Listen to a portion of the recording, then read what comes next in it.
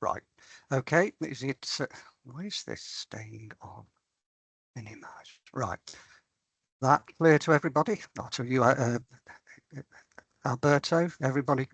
That's Yes. working. That's working. Yeah. Right. I'll go, John. Okay. So permanent way institution, 9th of October. So at least we know where we are.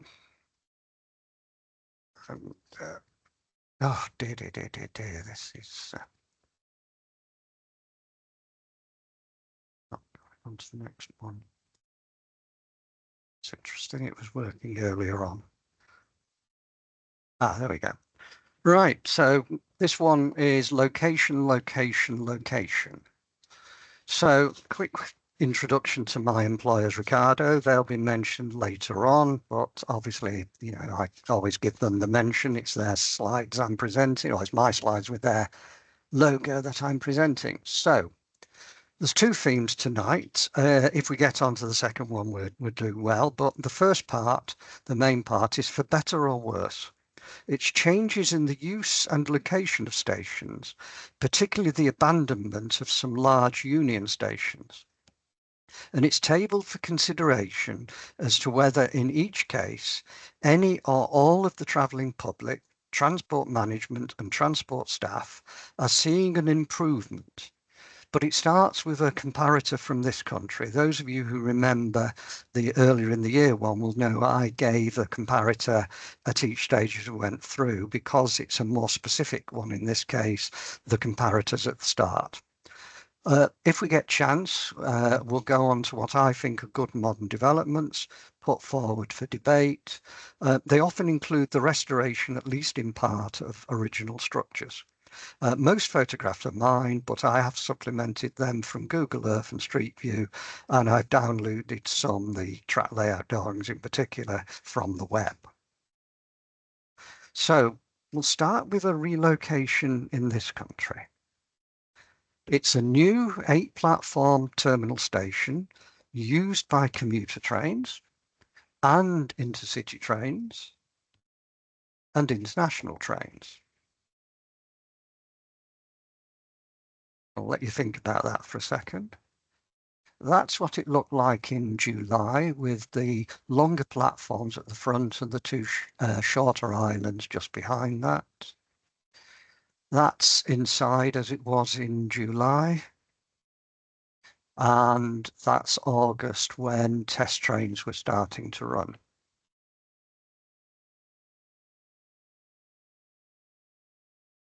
So at least one of the people who's on the call knows where it is, and he's given the game away, but it's actually Belfast. So the original Great Victoria Street station fronted onto Great Victoria Street, and it was a classic Victorian terminus. It had a number of platforms, but by the end there were far too many for what remained as the services. So in 1976, it was closed and replaced by Belfast Central, which also replaced the terminus for the trains from Bangor. And then in 1994, also replaced the York Road for the trains from Larne. So then a second Great Victoria Street was opened behind the Europa Hotel and the bus station, and Central, which wasn't really Central, was renamed Lanyon Place. This summer, the second Great Victoria Street closed to facilitate construction of Grand Central, a railway terminus and the bus station. And it opened for buses last month. So this is a developer's view. You've got the new station there, you've got the old station here, the bus station here, and Great Victoria Street out on the right. And the idea is all this area here, including a removed bridge, will be a huge property development. So there's the artist's impression. You can see all the bus stands here and the railways at the back. And there's some views of what it's expected to look like inside. I've not been there since August, so I can't confirm it's exactly like that. So current position is The rail side opens this Sunday, 13th October. Ricardo certification provided the notified body services, because in Northern Ireland, under the Northern Ireland Protocol, they're still using notified bodies, not approved bodies. And as everywhere else, the CSM assessment body still applies. My role in it all was the lead independent technical and safety assessor, reviewer of the NOBO file and the safety assessment report, and reviewer and approver of the NOBO report and CSM assessment records, which is basically why I know so much about it. Anyway, moving on to where we're supposed to be going with the presentation, the location. So the plan is that the area here, with the bridge removed, will become a development. So the new station is to the left of the extension of Sandy Row here. But this is where the central area is. And this is sort of the limits of that with the Europa Hotel and what's going to be going on behind it.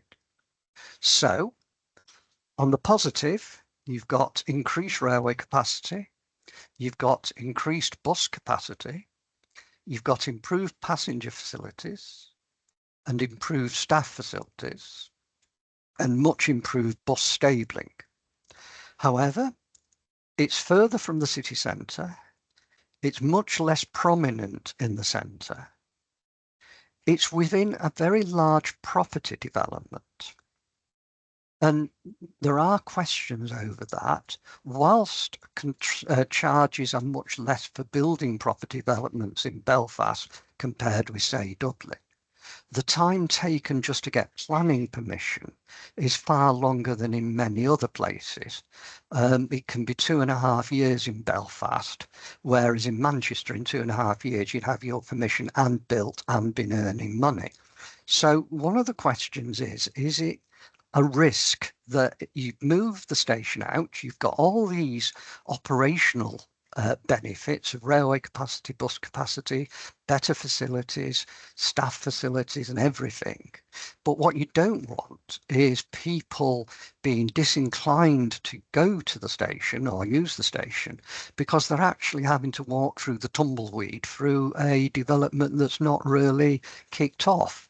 And I'd be interested to have a few comments on what people think about that. So if we can have some comments in the chat on what people think about that and they can be read out, then let's see how things go.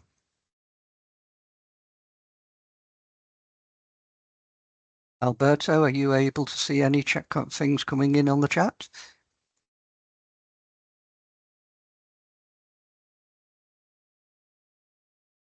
Alberto? Sorry, John. No, I cannot see anything. I'm not sure. I said, is people able to kind of write in the chat?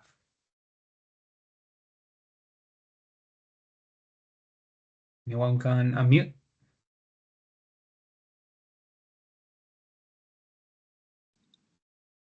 No, I can't really see where the chat is, but it might be just me. So to get into the chat, there is a kind of bubble at the top of the screen, and if you click in the bottom chat, it should appear then on the right hand side of the screen. There's some comments. Yes, I think so. Having been recently 12 months ago, I think it's a good thing. Short term, there is a risk. Long term, the center of a city can move.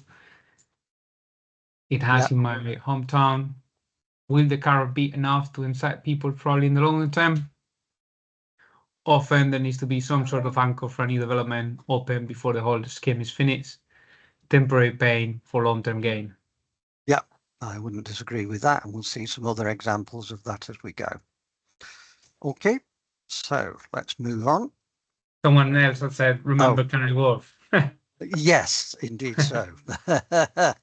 Yes, so let's move across the Atlantic. So this is New York, the Moynihan Station. Amtrak's Moynihan Station has taken over from the former New York City General Post Office. It's 2 blocks long, a Beaux-Arts structure, as you can see, conveniently positioned above the west end of the existing platforms at Amtrak's New York Station, near the exit from the tunnels under the Hudson River. So it's a very agreeable environment inside. You've got the big hall with all the facilities all around it, the first-class lounge on a gallery on the opposite side to where I am, clearly indicated access to the different platforms. It provides quite a good environment, particularly when you compare it with Penn Station, the not very good. The upper level is, of course, basement. The lower level is sub-basement, and then the platforms and below that. And it's basically a labyrinth under there. So no more the horrors of Penn Station with its subterranean passageways, confusing exits, and disparate platform access? Well, unfortunately, no. It only caters for Amtrak and Long Island Railroad. New Jersey Transit still uses the labyrinth under Madison Square Garden. The exits to Moynihan are only at the far western ends of the platforms. If you go out one of the other exits, you go into the old labyrinth. And the platforms remain low, narrow, and with roof columns. And that's not just a problem here, it's an issue at a number of other rafted over major US stations. Great getting the money from the raft over, but the platforms are not great. But at least the atmosphere is better than Birmingham New Street, as all the trains are electric, the result of New York state legislation, which came into force in 1908. So, I mean, that one's basically presented as is. So we'll move on to a better or worse. And we'll start with St. Louis, Missouri. That's the original Union Station layout. You can see it's quite a huge train shed with all sorts of throats and stuff on either side. Clearly far more than's needed for a system that's got no commuter trains. There's the station. It's now an upmarket hotel with an aquarium attraction in the former train shed behind it. One track remains. It's used for various special operations, which seem to me rather curious, but that's basically how it works. So this is St. Louis. The left-hand cross is the Union Station. The right-hand cross is basically downtown. The Eads Bridge, famous Eads Bridge over the Mississippi, is visible to the right of it. The Gateway Arch is just down to the bottom right. So we're fairly central. And the middle cross is the Civic Centre and Gateway. And what the Civic Centre and Gateway provides is Amtrak's Gateway Station, which is down here, the light rail Civic Centre station, which is here, Greyhound and Simla-coach station, a city terminus for all the terminating buses after and before passing through the central district, and staff accommodation and facilities. So in other words, it's doing exactly the same as Belfast. All one can say is that they've actually thought about it quite carefully, because all these buses terminate here, which means they're not having to find termination places within the city centre. They all come to here. The drivers have got somewhere to take a P&B, rest, change shifts, etc. And then the buses all fan out back through the city centre to pick up their passengers. So there's quite a lot of positives in this one, I think. Yes, it's a little remote. There is one big downside to it.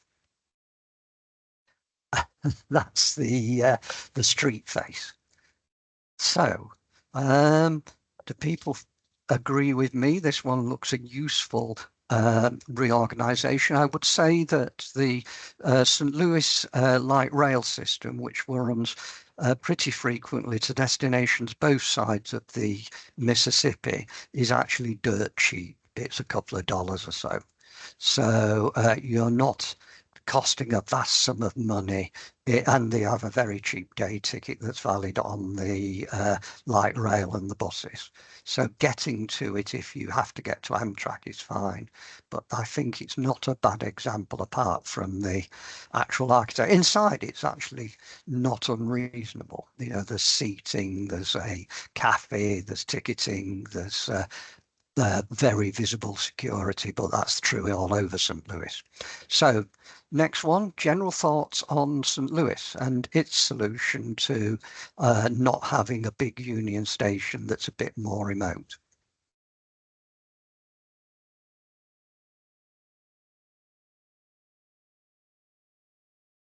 This functional from Sean, practical, coming from Paul, not as appealing as Belfast, I would say. Yeah.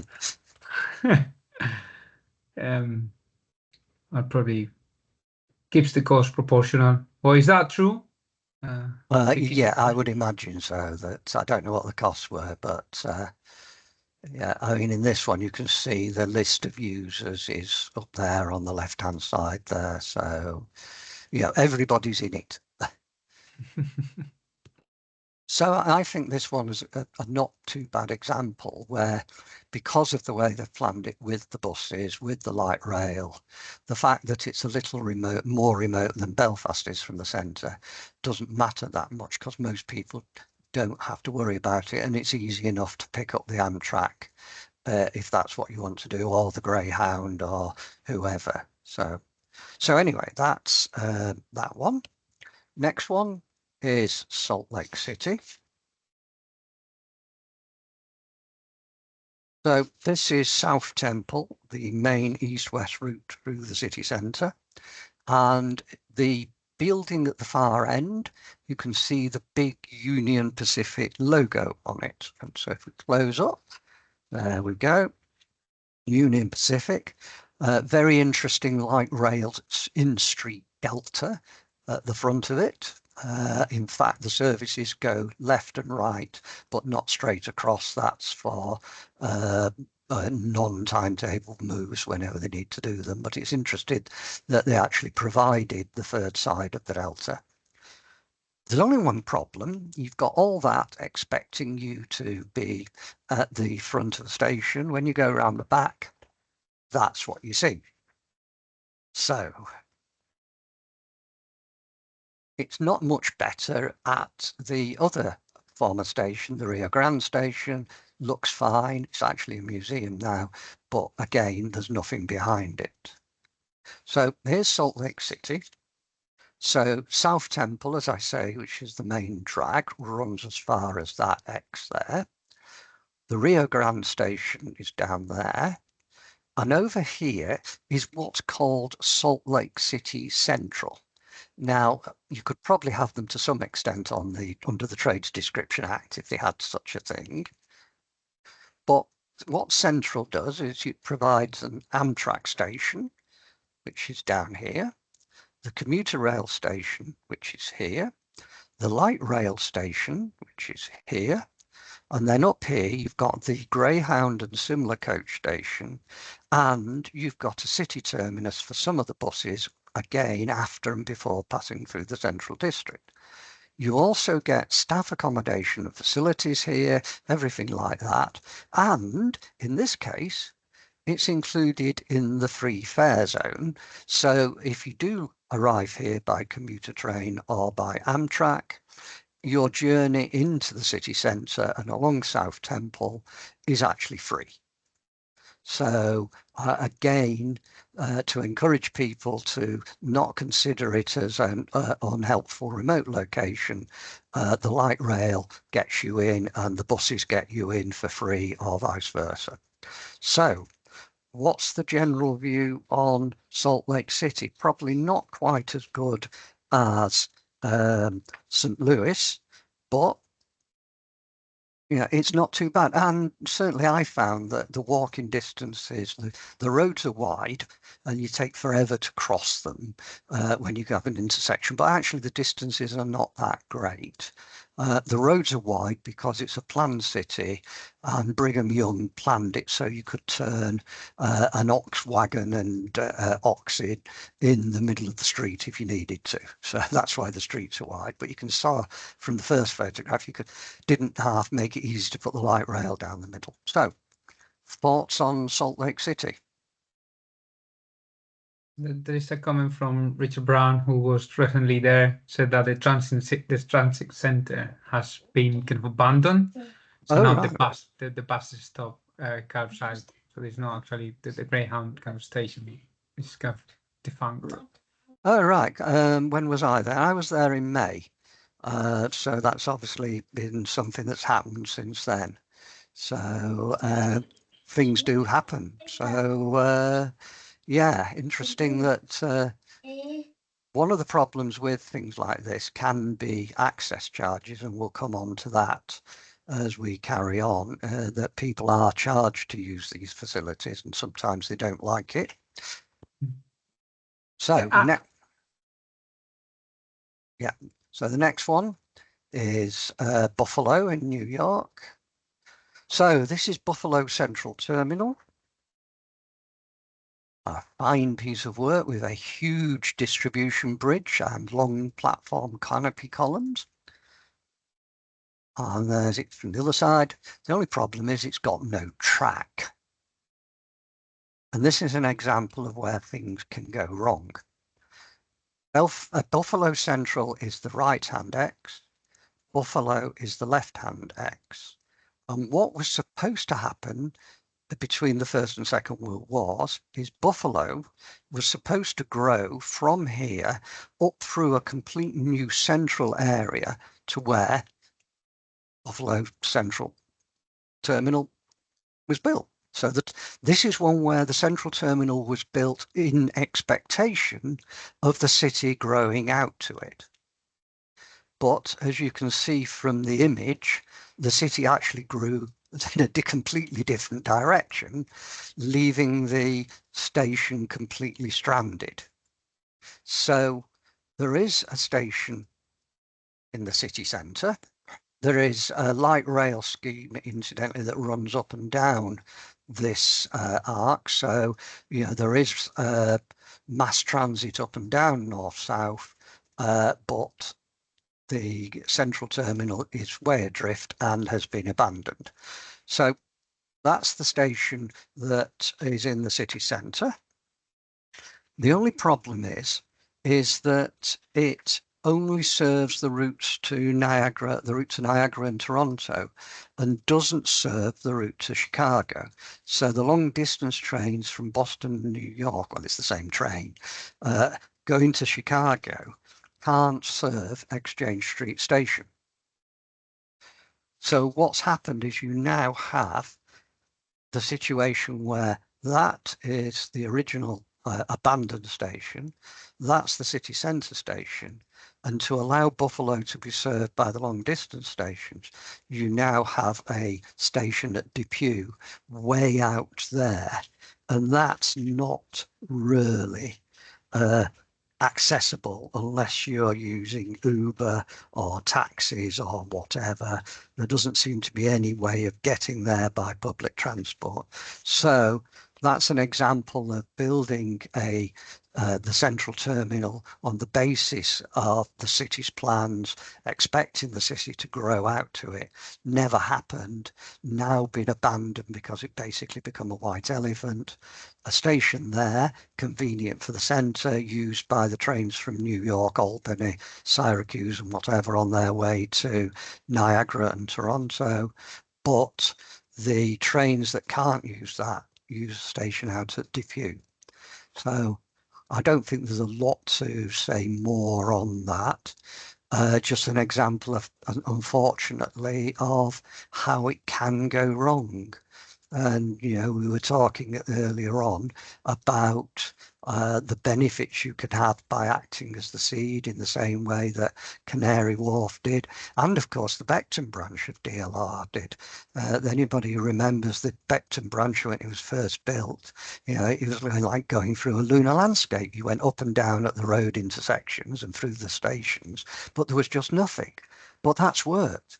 This one, unfortunately, didn't. And so that monumental station is derelict. But people are trying to preserve it and trying to find a use for it. But it's so far from the city centre, so it's limited to what value it can have. So, you know, the concentration can be unfortunate. Right, San Francisco. This is continuing the theme, as it were. San Francisco, it's at the end of a peninsula.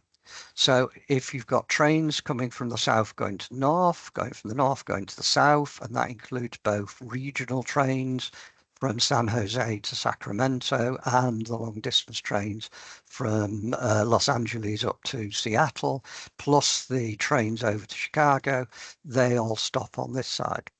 There is a railway down the peninsula.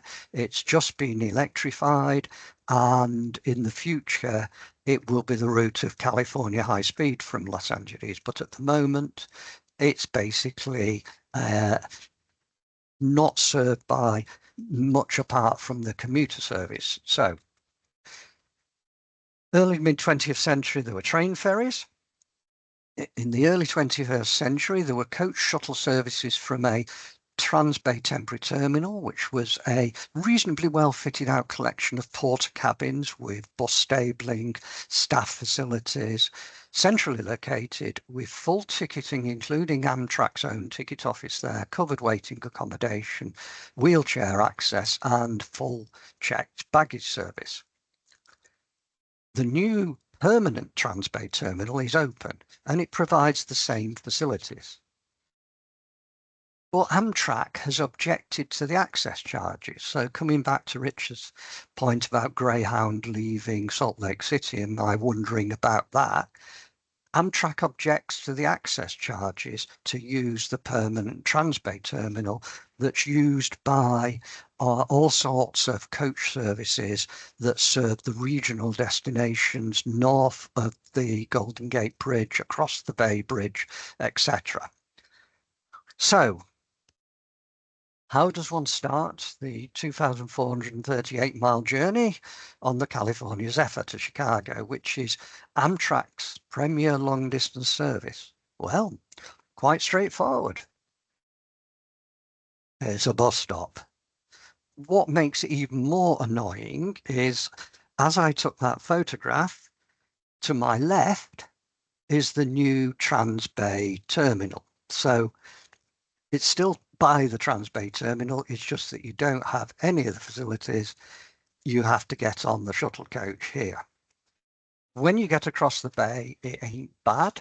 It's it's a small station, but then people are not lingering there because all the trains have connecting shuttle services in both directions. You arrive here, there's a connecting shuttle.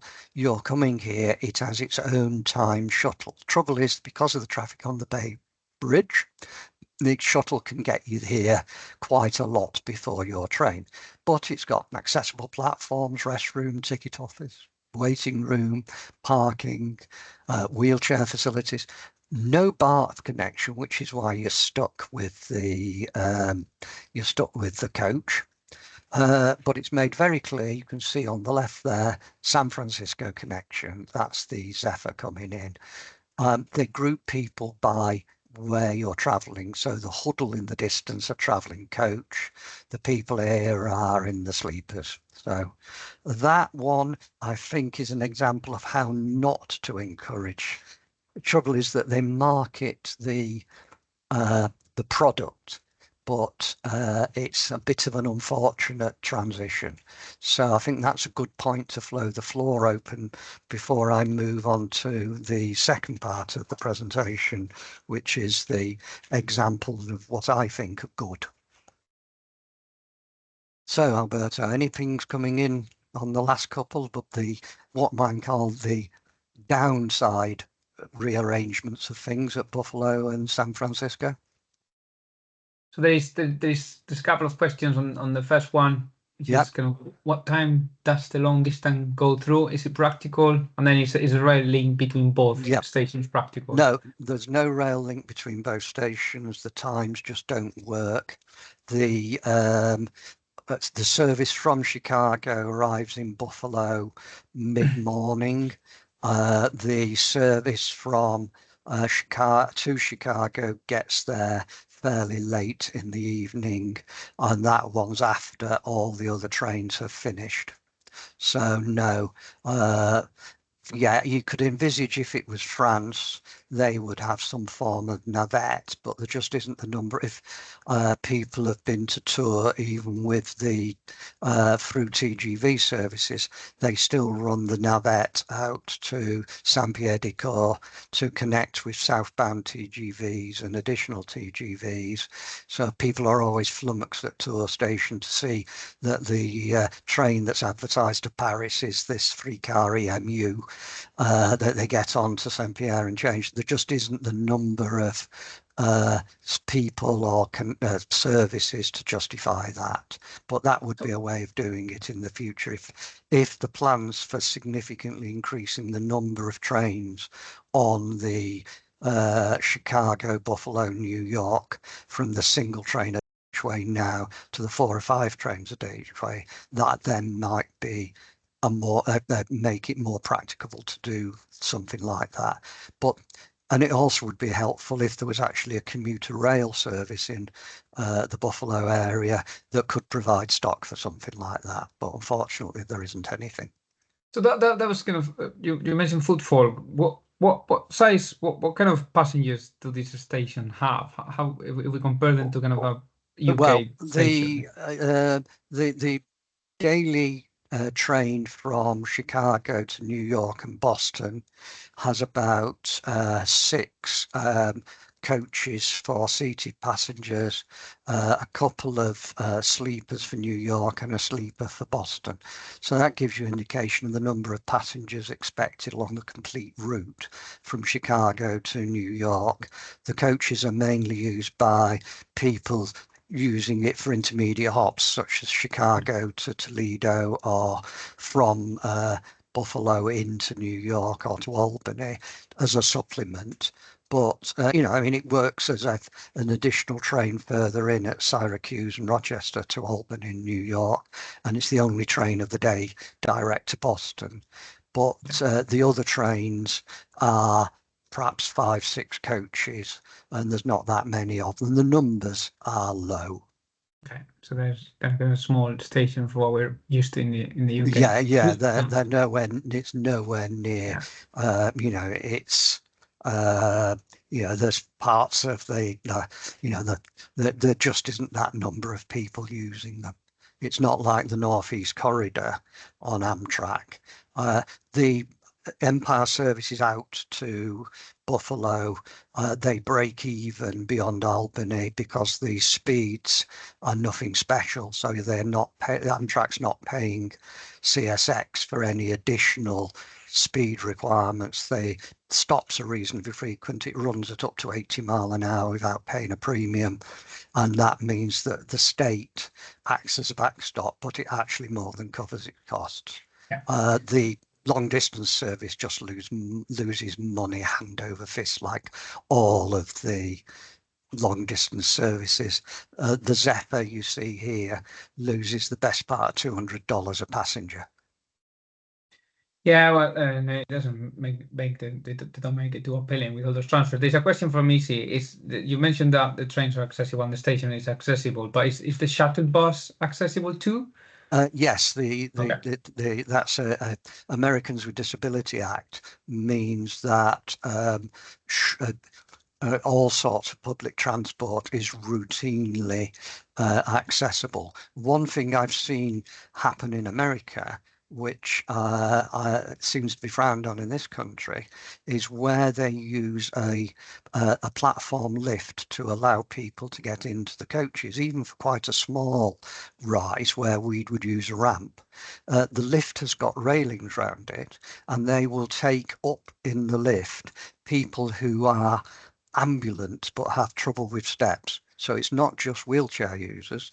If you've got a person with a stick who's clearly going to find the steps, even if it's only 1 or 2 steps difficult, he or she will be put onto the lift.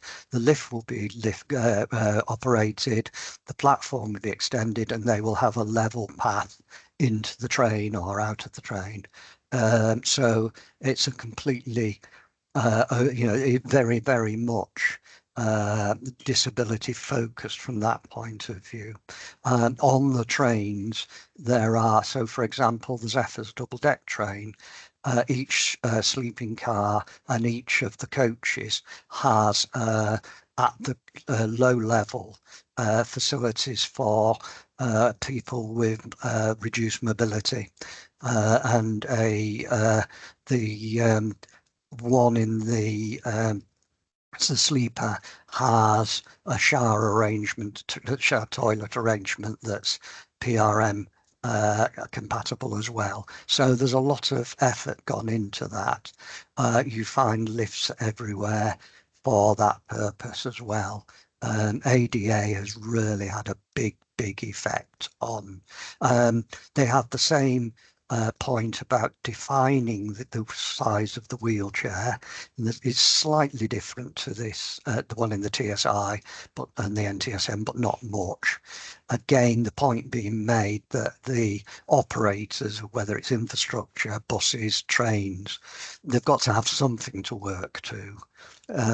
I've seen sit-on electric wheelchairs that are bigger than the roller, the sit-on roller that many years ago the operatives working on the site I was on were using to roll out stone. It was a sit-on 2-roller one, and some of the electric wheelchairs are bigger than that. How you manage those and how you would ever design for those, don't know, but they have a standard wheelchair. Okay. And this another comment from Sean, with kind of environmental risks such as earthquakes impact kind of the development of rail in San Francisco.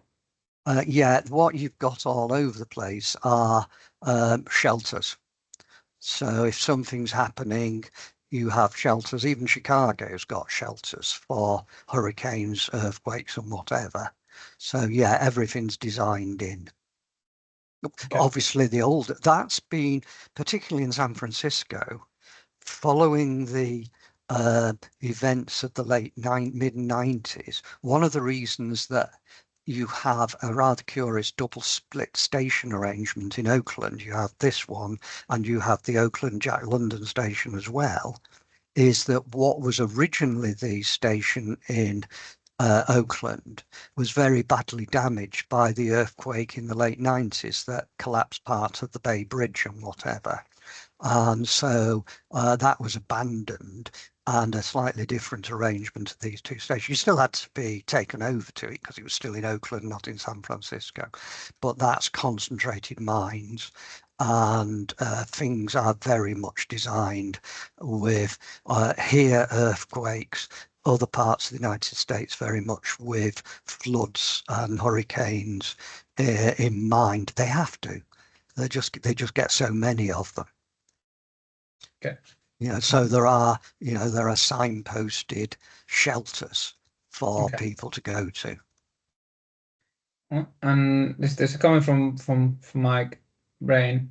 Is there a reason why Amtrak used Emerville instead of Jack London Square in Oakland? Yes, and it uses Jack London Square. It uses both stations for the Capital Connect that run from Sacramento down to San Jose. It uses both stations for the Coast Starlight that runs from Los Angeles up to Seattle.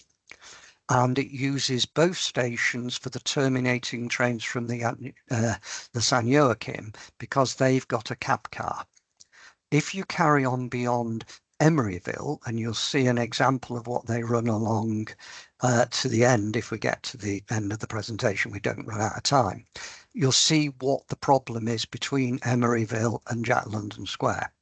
And if the trains, the locomotive haul trains ran through, they would then have to back to the Y that is between Emeryville and San Francisco and Oakland, Jack London, where the trains turned and serviced. So basically the train comes in from Chicago with the locomotive at the opposite end to this, the two locomotives. It unloads here, it runs forward, it backs round a Y or a delta as we call it, so that it's turned round. So they don't run round the trains in the same way. I mean, bearing in mind the locos are single-ended, the train runs as a consist. So at places like Denver en route, which is a terminal station, it backs in and then pulls out. Again, to avoid that, having to run round the train. So yeah, I'll speed up through the good examples of US stations so that we definitely get to an illustration of what the problem is between Emeryville and Jack London Square. Thank you. Anything else? There's a comment saying that Rochester Station, New York, is a good example of where interchange between bus and train has been eliminated because Greyhound moved the stops kind of 2 kilometers down the way to the other side of the city. Yeah, well, Greyhound are, one of the problems is Greyhound actually act as Amtrak's agent for some of the inter-route services that Amtrak sells tickets for. But when you look at the timetabling, you see that you've got to make your own way. So if you've got a combined Amtrak and Greyhound ticket, say you're going from, I don't know, Denver to Albuquerque, and you get the Greyhound from Denver to Raton, that one's easy because at Raton you're dropped at the station, but in other places it's quite a distance. So yeah, it's not as integrated as it might be. Okay, so moving on to some examples of good. We'll start with Albany. This is the interior of the station. Albany is the state capital of New York State. It's 100 and so miles from New York City. It's got, for America, away from the Northeast Corridor and commuter trains, a fairly frequent service to New York. There's a dozen trains or so each way. And some of the trains carry on through upstate New York to Buffalo and the one onto Toronto. Very nice. I've used it 6 times. I've been picked up, I've been dropped off, I've been picked up, I've been dropped off and whatever. I've always been concentrating on that, and I've never taken my own photographs. So, these two are taken from the web, unfortunately, because I've always been focusing on what I'm doing. But you'll see the platform in a second. It's very nice, actually. It's all very, very nice. It's a bit remote. It's the wrong side of the river from Albany itself. Rensselaer is technically where it is. But the hotels do run shuttles across. And that's part of the being picked up and being dropped off that I've been involved in, is being collected by the hotel and taken across. So they will pick up from the station in the same way as they'll pick up from Albany Airport. So that works well. And 2 island platforms, and there's one of the lifts on the left. So even though the platform is high, and for most people it's an easy step into the train, there is still the lift there rather than having a ramp to get people on and off it. I think this is a very nice example of a fairly modern US station. I don't know whether anybody disagrees with that. Let's see if anybody's prepared to say they disagree with it. No comments, I guess no one disagrees. Right. Chicago. Right, there's quite a lot of money been spent on Chicago. So that's the Great Hall now, which can be regarded as the long distance the waiting room for the long distance trains, and to some extent for the shuttles up to places like Milwaukee and out to Michigan. So as you can see, it's, back in the glory of the the great age of the railway. That's the route to the platforms. So you go under that humongous arch, past the statues, down to under that very low uh, um, sort of plinth there, which takes you under the street. The thing is that bit blurred because I blew it up so it was visible. The Great Hall is here with rooms round it, Metro Lounge or whatever. You go under the road into this area here where you've got all the platforms, that side for the commuter trains, all the platforms, this side for commuter trains. Amtrak uses both sides, for that side for the Milwaukee, this side for the services down to St. Louis and the longer distance services. The only through platform is used by the Empire Builder, which is the service up to the Pacific Northwest, because Amtrak's facilities are down here, so it has to get through. The Milwaukee's are cab car, as I understand it. I've never used them because I'm always on that. But again, like Penn Station in New York, the platforms are awful. They're covered in, they're low, they're narrow, you're dodging around columns. There's one other thing about Chicago, which I couldn't resist. Anybody thoughts on what is the thing you can't miss at Chicago Union Station? It's getting on a bit now, but do people remember where it had its moment of glory? Any thoughts? Think pushchair?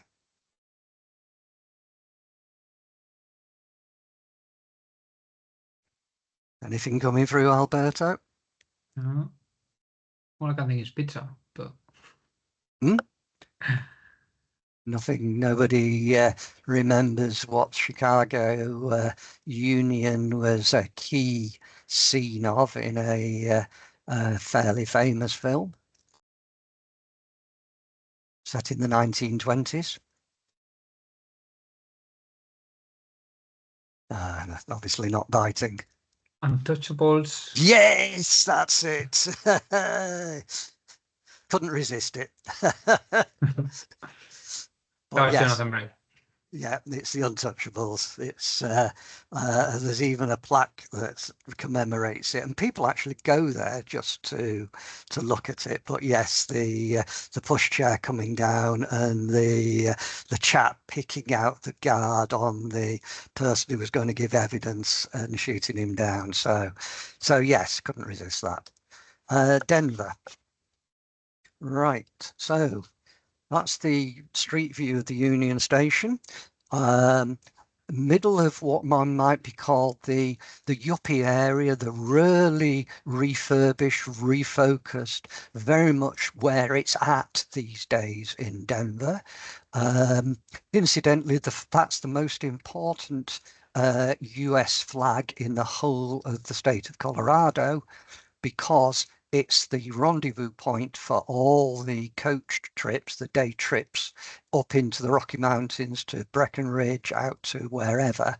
All of the different tour companies say the meeting point is the flag outside Union Station. So it's one that nobody can miss, but it's an important flag. So that's the street view. That's an example of the public realm around it. That's the interior of the station. So you've got all sorts of eateries. It's their access to a hotel. Amtrak booking office is there, and they're very good and prompt, I've found, in dealing with them. So that's a view across the platforms. Why it needs to tell you on the inside it's the Union Station, not sure, but it does, as well as on the outside. So you can see quite a bit of modern architecture there. There are 8 platforms. You can see there a couple of the commuter trains, one on the right, which is the airport service, and there's one hidden behind those uprights on the left. Yeah, so there's 8 platforms. There's 4 commuter routes which run at up to 15 minutes. In fact, the airport's 15 minutes all day. And then there's the one Amtrak train each way. An Amtrak object to the Rocky Mountaineer coming here. There's 4 full-length platforms and 4 on echelon platforms.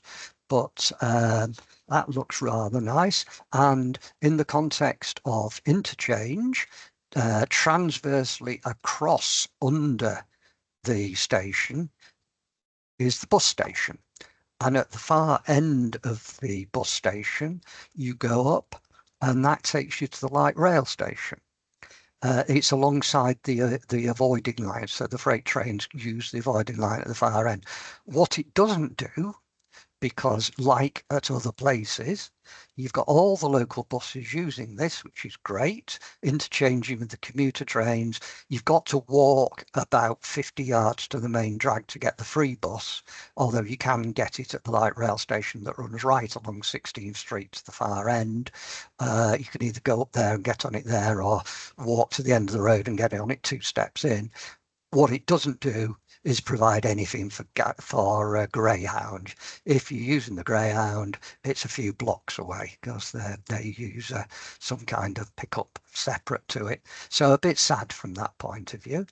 But again, I think this one works quite well. I've been to Denver a few times, and it's a bit frightening seeing 4-car light rail trains running through the streets.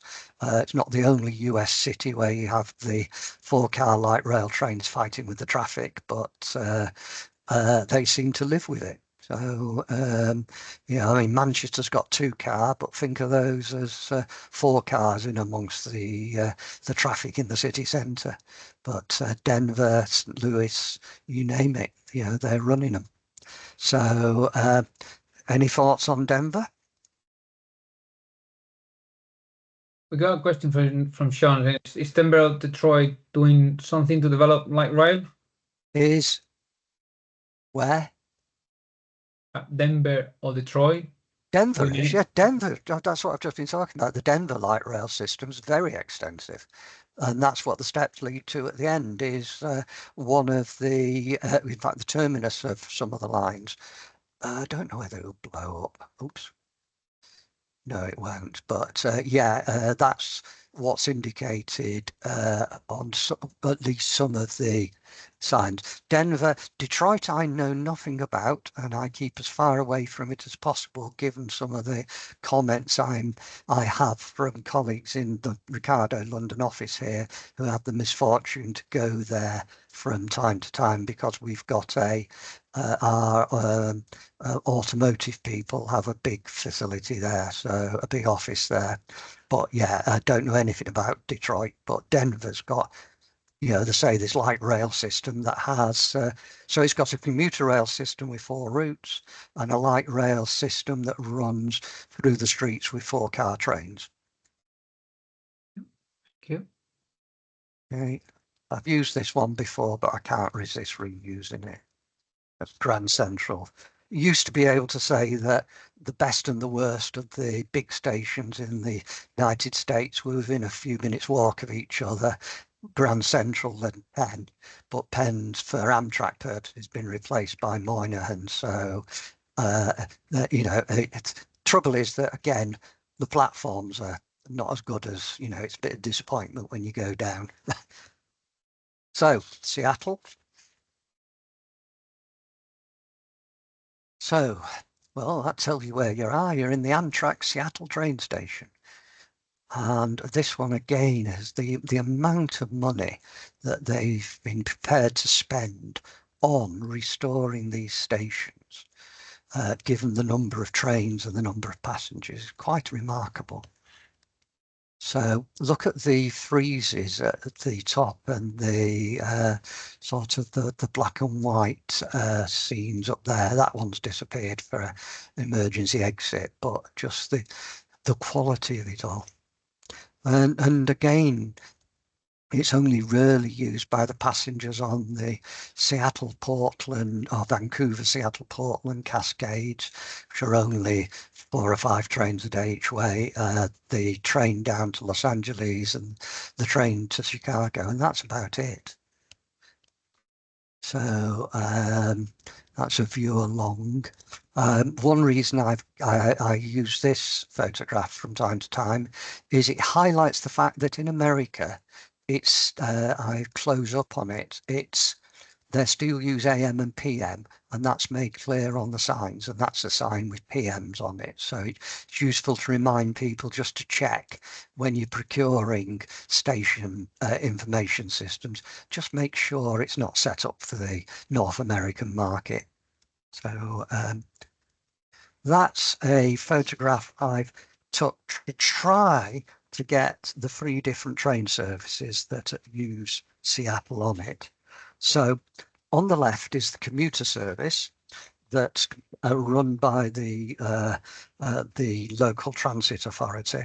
That incidentally, Seattle has trams and light rail and a monorail, as well as the commuter trains that you see here. Access to the commuter trains isn't from the main station, it's from the bridge you can see there and from the other side of the bridge, which I'm taking the photographs on. So standard sort of American commuter trains, double deck Bombardier coaches. That's the Empire Builder, the long distance train to Chicago, and hidden there is a Cascade train for Portland in Oregon. So you can actually get 3 trains in the station together.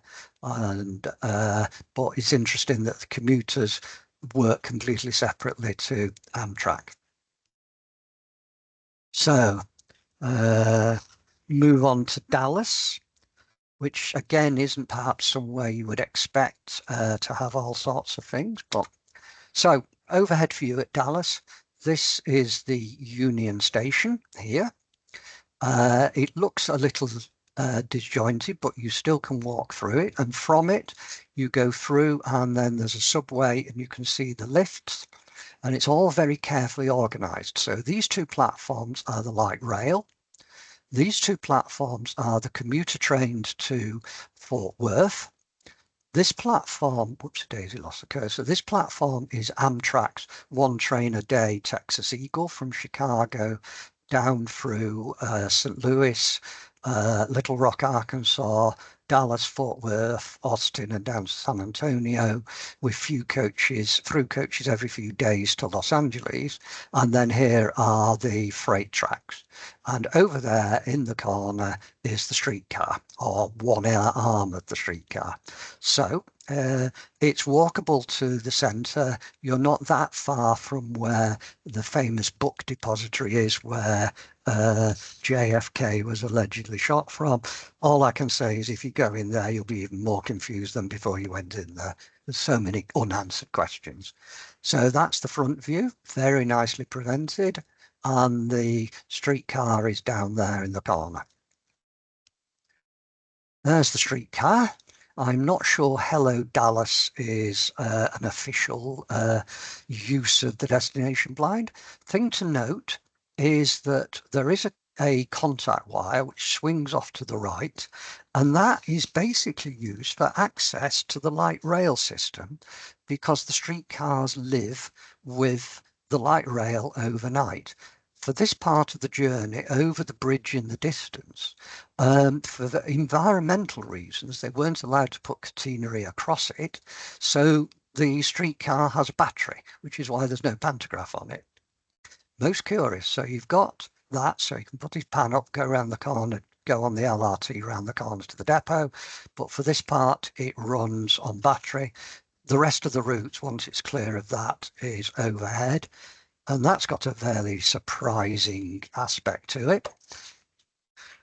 I didn't believe it when I first rode it, but I then went back and had a look, and I've got this off on the opposite direction, straightforward, streetcar track in the outside track on the road, pavement track there. This one, streetcars down the middle of a 3-lane road. I mean, so you got cars overtaking on both sides. And there's nothing to stop cars zigzagging across between the 3 lanes with the streetcar just fighting through it. So there's the light rail. This is one stop round from the Union Station. You've got a big local bus station over there for interchange. Basically, the light rail has taken over to a considerable extent a street parallel to the main drag. You've still got road access for frontages and that sort of thing. So you can see it, it's very centrally located, very frequent, slightly more expensive than some of the other US cities. It runs out to the airport with some interesting fares. For that, you get a morning ticket or an afternoon ticket that allows you to use it as a little rover, things like that. Eventually, the streetcar will link up, run along this, and then link up to the streetcar system on the far side, which runs out to a major shopping area. That's a bit different.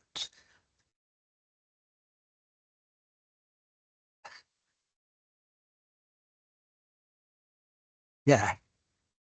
At the moment, it's run as a free service with fairly frequent service of heritage cars, which is a bit, confounding. San Francisco does the same with the Market Street system, which is part of the system, but you've got the modern LRT one level down, the BART another level down that way. But this is it. I am at a stop. That's marked by the red bricks. The streetcar comes up to you, you signal you wish to board it, comes to a stand. The driver opens the door, comes out with a big red lollipop, flags down the traffic trying to undertake, allows you to walk across and board, and then goes inside with his lollipop and shuts the door. Obviously, in the future, it will need a bit of work so that the light rail, the streetcars we saw earlier can use it.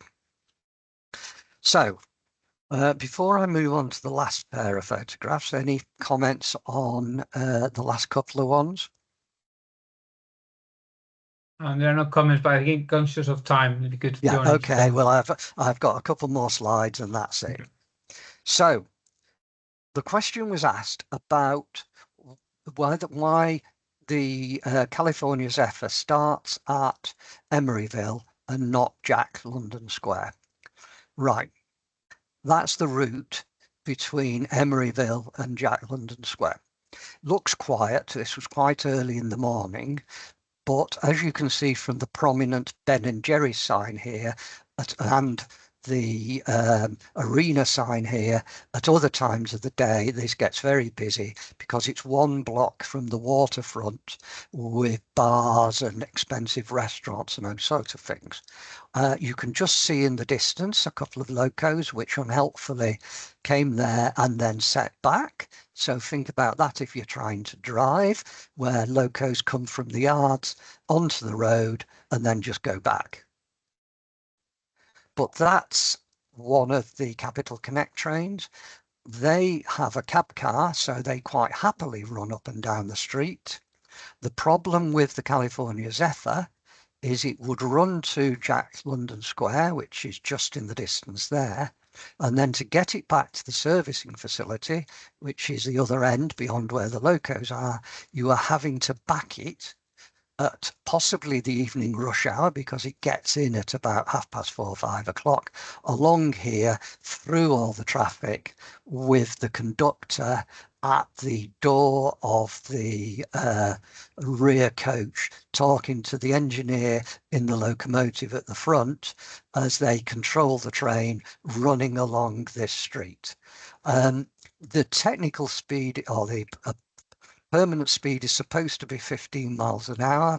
All I can say is that train was doing a lot more than 15 miles an hour. But I think that's a good pace to conclude saying their world is not our world. Incidentally, that train runs a dozen times a day each way. The Coast Starlight runs along there. Freight trains run along there. The San Joaquim's half a dozen times a day run along there. it's not a one-off with a man with a red flag in front of it. It's a regular event, frequently during the day. So that's it. So it looks like I've Thank you very much. managed to get the timing just about right, Alberta. Yeah, you're right. Any final questions anyone might have?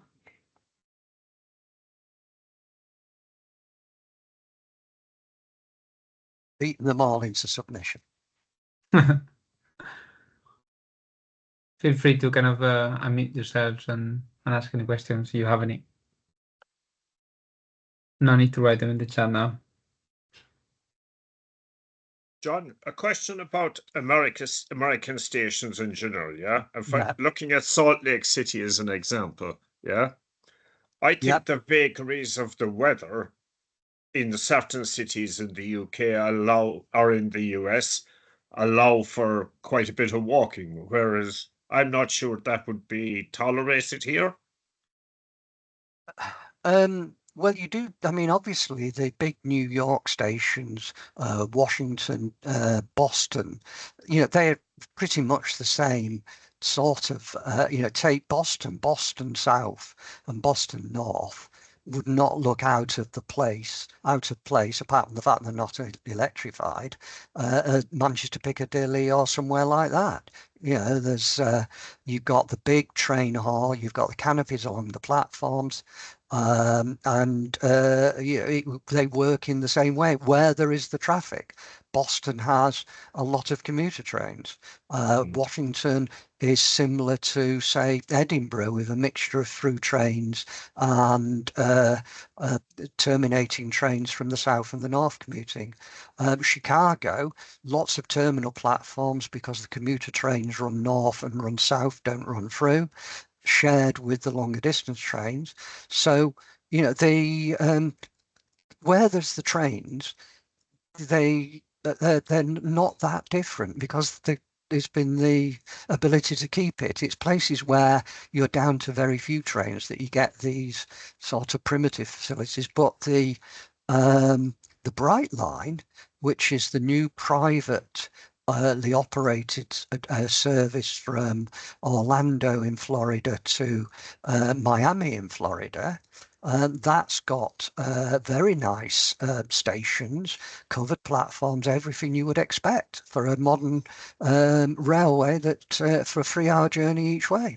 So it's a horses for courses thing. As I say, the main station in San Francisco was destroyed not destroyed, but badly damaged by the earthquake.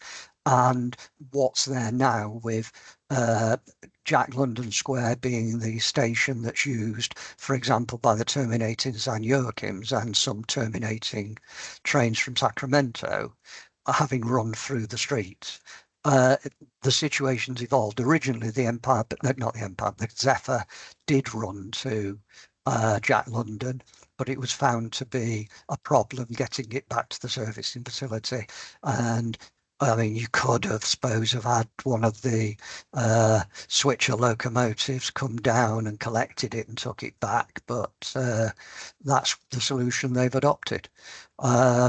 Salt Lake City, getting all confused myself now. Seattle is very much in the city centre. It's convenient for the light rail. It's convenient, it's adjacent to the commuter rail station. So it just amazing that they've spent so much money on the station in Seattle for the number of trains, but they have.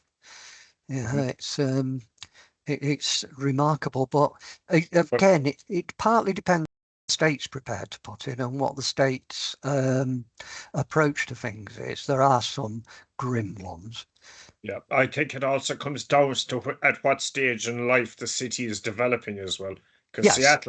Seattle has exploded in population terms That's in right. recent years.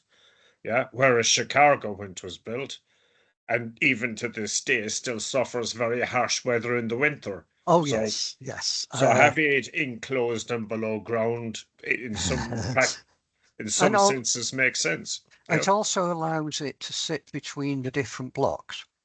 You know, as I was saying, that there's a couple of blocks that have got the Great Hall and everything in it, and you then go under the street to get to the blocks that have actually got the station in, and they've got their own developments on the top of it. So it's similar to the stations in New York, where the platforms are underground, but you still have kept from the Grand Central a magnificent building on the top, and you now have the Moynihan station that provides an equally good one for the longer distance trains. So yeah, and Boston, they are in the process of refurbishing the building that wraps around Boston South Station. But it's partly down to just how many commuter trains there are. Some of the you know, Chicago's got a very dense commuter train system, to the extent that not all of them use the Union Station. Union Station's used by commuter routes that have up to 12 an hour in the peak. But 3 of the busy commuter routes use the old Chicago Northwestern station, and the electrified line with 3 branches and an interstate uses another station that is in the bowels of the earth and isn't good, but goes out to some useful tourist museum. It goes out to the Pullman factory, which is developing in the Pullman Historic District. You have to use that. And they're double-deck electric trains running frequently from the underground area, but that's purely driven by the wish to get them out of the way. And then the Rock Island Suburban Service has its own station just by the Central Loop. So there's a lot going on railway-wise in Chicago. That there is a very entertaining video that Metra, the commuter railway people, put out 2 or 3 years ago, which I put on LinkedIn, because a colleague of mine expressed incredulity about using gas point heaters. And I said, well, going back in the mists of time, I had a gang of chaps whose job was to go around maintaining all the gas point heaters that I had and lug all the gas bottles about. Obviously, you know, lugging 104-pound propane cylinders around up and down the banks as they were then was interesting. But what Metra do, they've got this video that shows their gas point heaters in Chicago winters, you know, and the huge flames heating the rails. And just to persuade people that that's really what happens, they've got train running over them. So yeah, it's quite spectacular. I don't know whether it's still available on the Metra site, but that video showing this is how we keep the trains running in the winter with these huge gas-powered flames heating the switchblades. Yeah. Thank you.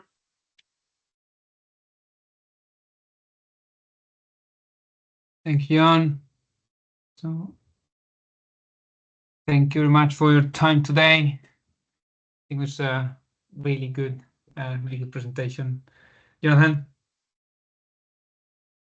Sorry, I pressed the wrong button. I was going to do a reaction and say thank you very much, you know, the clapping hands, but yeah, somebody's got it there. There we go. Yeah. It was excellent, John. Thank you for that. Yeah. Thank you very much, and thank you everyone for joining us today. Hope you all have a lovely evening. Oh, thanks, John. So shouldn't you be telling us about the next meeting? So yes, sure. The next meeting will be, one second, on November the 13th, and it will be about I think it's Jonathan Barker on All Common and an update on HS2. So I think that's again Wednesday, similar time. We have still not confirmed a location, but you will hear from us pretty soon. Okay. Thanks very much. Thank you all. Cheers. Bye bye. Cheers.